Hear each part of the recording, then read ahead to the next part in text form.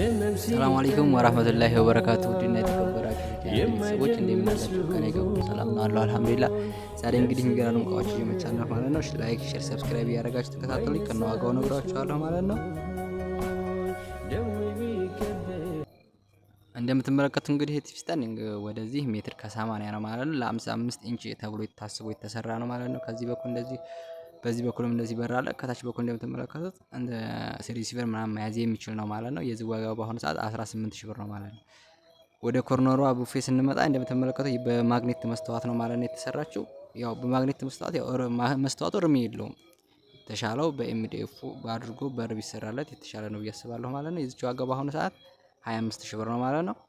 ወደ ኪችኑ ስንመጣ እንደምትመለከቱት ለአጠቃቀም አመች አድርገን ሰርተናል ማለት ነው። ብዙ ቀን እንዲይዝ አድርገን በዚህኛው በኩል ያለው ፓርቲሽን በዚህ በኩልም እንደዚህ መስተዋትም አለው ፓርቲሽንም አለው ማለት ነው። ከላይም እንደምትመለከቱት ቁልፍ አድርገንበታል ማለት ነው። ቁልፍ አለው።